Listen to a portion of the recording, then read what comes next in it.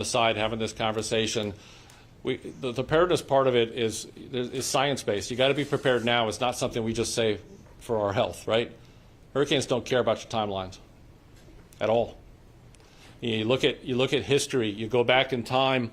You look at these storms. We looked at the last 100 years. In the last 100 years, every storm that's hit this country at 150 miles per hour or greater was a tropical storm or less 3 days out. That'll wake you up. Even me doing this for 28 years, that's a stat that I always pause. I did it in this. I pause because that's a staggering statistic. Because we think about the 5 days that we have. We think about the 10 days that we have. Our plans are designed that way. On the big storms, we don't have that kind of time on the timeline. So it's imperative that we prepare for these short timelines and be ready for these tropical systems to rapidly intensify and impact us really quickly. And I think that's really interesting. The average time of those strong storms to even become a hurricane is 50 hours before landfall. And remember, we get impacts 12 hours, 18 hours out before landfall. So the reality is for the big storms, it may only have 35 to 40 hours before landfall to get ready. So you've got to be ready well ahead of time. That's a big one. Another one that we want to remind people of, so important, is you can't compare storms. Little wiggles matter. Does that make sense? Small changes in that storm can make a big difference on the ground. And our average error 24 hours out is 30 miles. A day out, if we get that storm on average within 30 miles, it's a good forecast. Why does 30 miles matter? Well, guess what? 10 or 20, 30 miles can make the difference in getting no rain or feet of rain. 20, 30 miles can make the difference between getting very little storm surge or negative storm surge in some cases to getting 12 feet of storm surge, 15 feet of storm surge. Why does it matter? Because that can make all the difference in the wind that you get in and out of the hurricane force winds. Those small changes really do matter. So it's so important. Another message to help get out is the fact that those small changes really make such a big difference on the ground. So just because it didn't happen last season, just because it didn't happen last time, doesn't mean you won't get it next time. And there's so many examples, right? Hurricane Andrew hit Homestead, not Fort Lauderdale, right? There's so many examples of that, but the perception is that you were hit by those storms. So we got to be very careful with this. Help me with this one too. We got to keep talking about direct fatalities, but also the indirect fatalities. It's rough after the storm. Even though you get through the storm, you think about the next week. You think about how to be prepared. You got to have everything you need to prepare for after the storm. If you look at Hurricane Camille, more people lost their lives from that Cat 5 storm that hit Mississippi. Lost more people in Virginia than we did in Mississippi. Hurricane Ida, Category 4 storm, big storm. Lost more people in the northeast U.S. than we did in Louisiana directly from that storm. But after the fact, it flips. It flips after the fact because it's rough. You get this heat. You start looking at the fatalities after the storm, heat-related. It's interesting to note we've lost more people. Remember how busy I said it was from 2017 to now? We've reduced the storm surge fatalities greatly. We recognized historically this was the leading cause of fatalities. We created in 2017 the Storm Surge Watch and Warning, inundation mapping. And we've lost 8 people since 2017 from storm surge. That's remarkable. 8 too many, but it's remarkable historically. Since 2017, we've lost more people to carbon monoxide poisoning than we have storm surge. We got work to do to keep communicating the dangers after the storm, heat-related, health-related, carbon monoxide related as well. The leading cause of fatality since 2017 from these tropical systems during this busy period was inland rain. We have more messaging to do with the inland rain, and most of those occur in automobiles. See, we recognize that. We look at history to understand where people are losing their lives, and we attack that. We really try to attack that. We got to reach the people that need this information the most. If you're over 60, do you know you're 8 times as more likely to lose your life in a tropical system than if you're under 21? So we have to reach these people. We have to be able to really look at the most vulnerable and keep on going.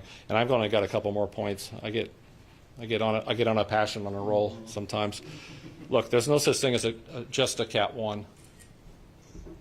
Help me get this information out, because we've had so many strong storms. We can't forget the Cat 1s. You can't forget the slow-moving tropical storm. It's about the impacts.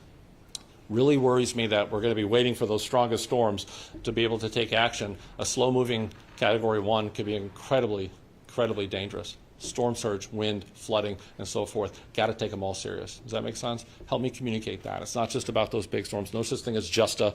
As the one that controls the names of these hurricanes, there will never be a Hurricane Justa. I'll make sure of that. So we'll make sure to do that. And there's no such thing as a fish storm. Can we not say that anymore? We've got to figure out a way not to say the fish storm, because they all count.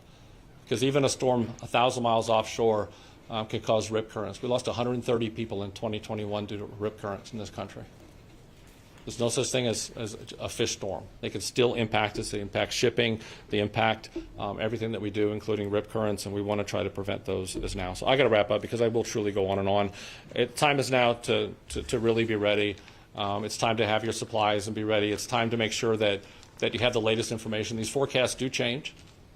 So make sure you go to hurricanes.gov constantly to go get the latest information on the forecast in case it changes. There's something called anchoring in the social science community that people will look at their first forecast and base their preparedness based on that first forecast. That's dangerous.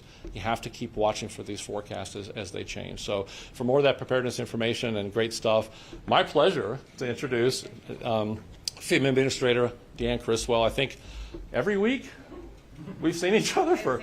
I think every week we have seen each other somewhere getting ready for hurricane season. So happy to have you here. So it's my incredible pleasure to introduce the FEMA Administrator, Deanne Criswell.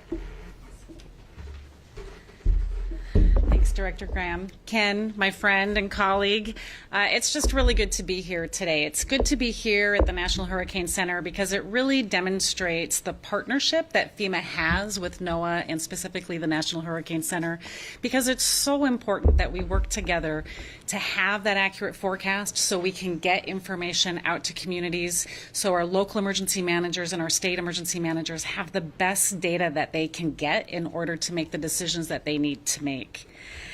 So today, we start this chapter for hurricane season, June 1st, and we're seeing a hurricane, potentially a tropical storm, developing already in the Atlantic. And so it's incredibly important in using this day as an opportunity to help get that message out to people about the time is now to make sure you are taking the steps that you need to do to protect your family. We are going to be ready. FEMA is preparing. We prepare year-long for hurricanes, but any natural weather event. We're going to continue to lean forward and make sure that we're moving our resources and our people in place before a storm makes landfall. We know that our partners are ready, our partners here at the National Hurricane Center, but also all of our other federal partners that come in to assist us after a storm so we can respond as needed to support local jurisdictions with the needs that they have. So my question to you, my question to the public is, are you ready? Because this is the time to make sure that you are ready for what this storm season could bring. And as you heard Director Graham talk, the threats are variable, right? They can impact you differently depending on where you're at. You can have storm surge. You can have tornadoes. You can have inland flooding. You can have riverine flooding. You can have the high winds from the hurricane. We saw all of those last year during Hurricane Ida, all of those in 9 different states. So no matter where you are, you can have impacts from these tropical storms. And so my ask is that you take the first step. And that is to understand what your risk is. You really have to take the time now to research where you live and what are the types of threats that you can face. Especially as we have seen so many people move into coastal areas over the last few years that may have never experienced a hurricane before. Talk to your neighbors. Listen to them about the types of things that they have experienced and the steps that you can take now to protect your family. You can also go to ready.gov or listo.gov, and you can find a lot of information about the things that you can do to put a plan in place to prepare your family. If you're asked to evacuate, know where you're going to go. How are you going to get there, and what are you going to need to take with you? Know how you're going to communicate with your other family members to let them know that you are safe. And know how you're going to get information. where are you going to listen to local authorities? We all get information differently, right? We get information from our local media sources. We get information from social media. Understand how you're going to get that current information. I think as Ken was talking about, people use that first forecast, but they change. So know how you're going to get the most current and accurate information, and then what steps you're going to take to make sure that you can protect your family. You can also download the FEMA app. The FEMA app has great information, real-time weather information, but also look at your local emergency management agencies. They also have information and apps that you can download, or text messaging services, so you can get the most current information from where you are at. And then listen. My final piece of advice is listen to your local officials. They are trying to get you the most current information so they can protect you, so you can take the steps you need to protect your family. So while it's our goal and our role for FEMA to lead the nation in disaster preparedness, it's your role to make sure you are taking the steps that you need to protect yourself and your family so you can keep them safe. So what I would ask is that you don't wait. The time is now to make sure that you are taking those actions to protect them, and make that plan today. And so with that, I would like to now introduce Mr. Ali Zaidi, the Deputy Climate Advisor for the White House.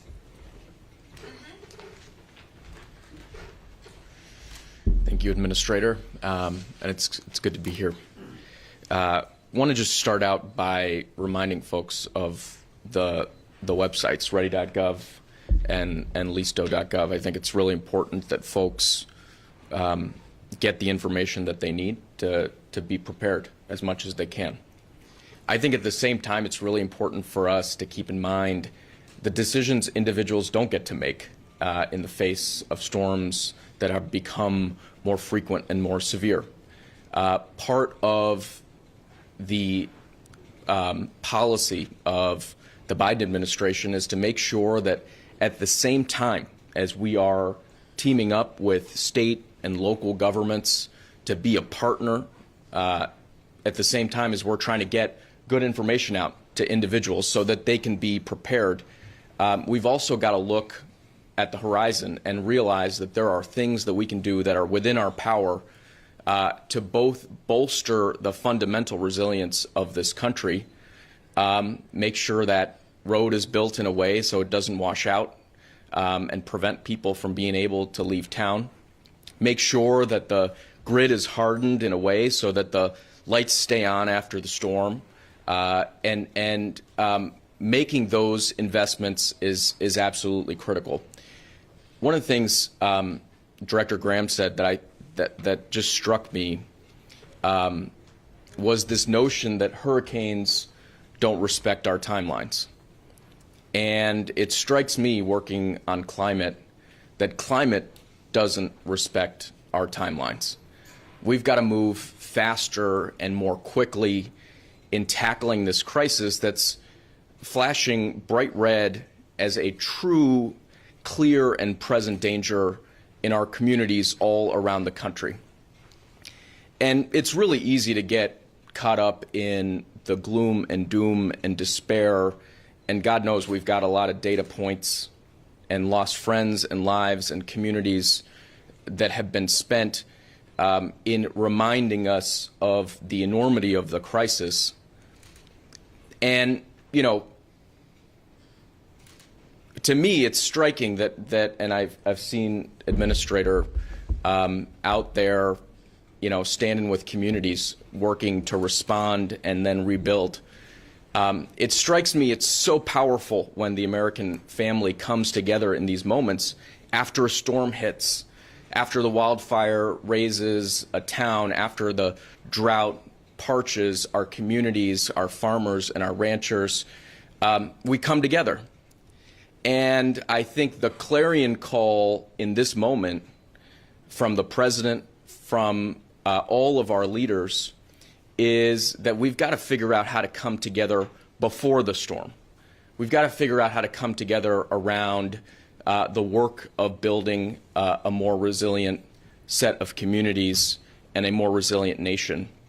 And that's why we're excited today, in addition to being together to ready ourselves for the season that's right in front of us, to be launching a national initiative to advance building codes all around the country. This is something we know how to do. It's a solution set that makes sense. And we know that every dollar spent on mitigation on the front end can yield $11 of benefits on the back end. So it's something that pays for itself.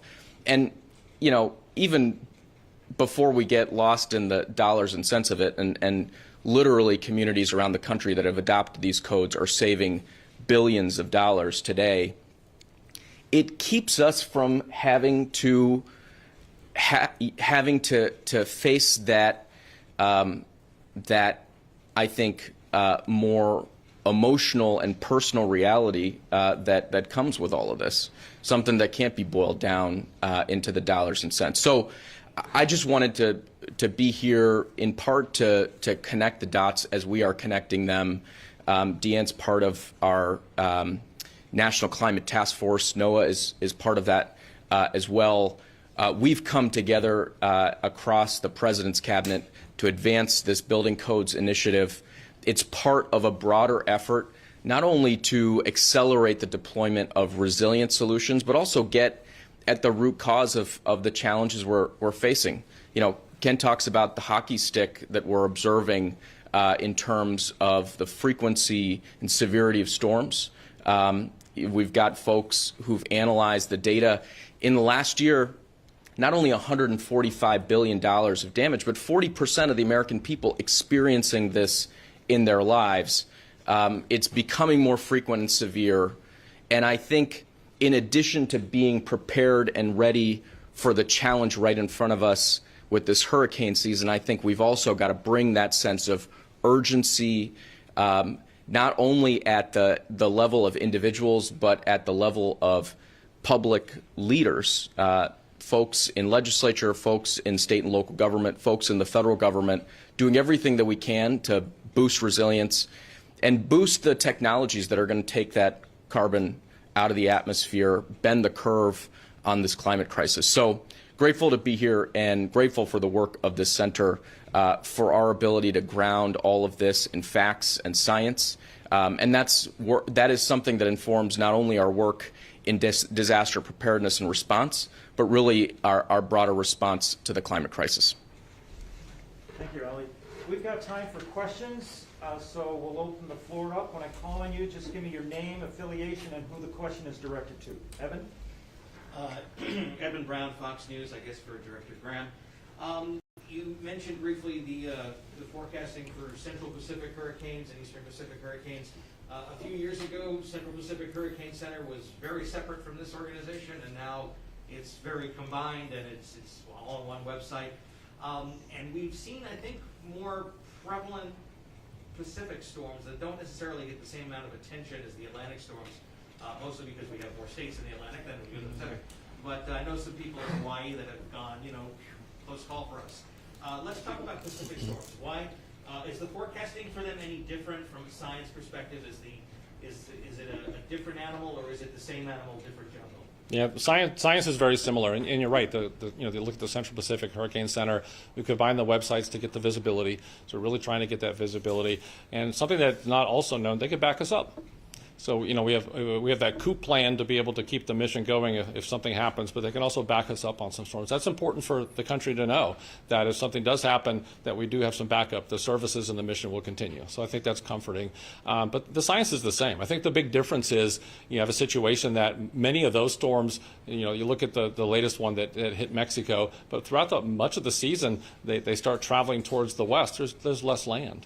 So you have Hawaii, of course. So that's a place with a population that we have to really look at that for those impacts. But many of them don't hit land, so you don't hear about them as much. And I think with the Caribbean, you think about the United States, think about the Gulf of Mexico. There's just more impacts associated with these storms because they have more places to hit, so to speak. But the science is the same, and we take them just as serious because there's shipping, there's other people, anybody out there that needs this information. We take it just as serious and get that information out there. So I love that we're combined now. I think there's greater opportunities, and I think we're going to continue to keep growing that relationship. Yeah. Next question. Alex. Miami Herald for Administrator Criswell. Are you having any issues stocking your shelters with baby formula given the shortage right now? So we keep a very limited amount of infant formula within our stockpiles. We have just enough usually for about 500 infants or 500 families for a week. What we use it for is to support our evacuation shelters, and so that population of infants that we usually see in there is about 10%. So we don't keep a big supply to begin with, but they're currently stocked to the level that we need them in anticipation of hurricane season. Next question. Going once? Going twice? Sold. Okay, thank you very much. For those of you who have scheduled interviews, we're going to have our speakers here go off to the side. We'll reset the room. If you folks still need some B-roll in the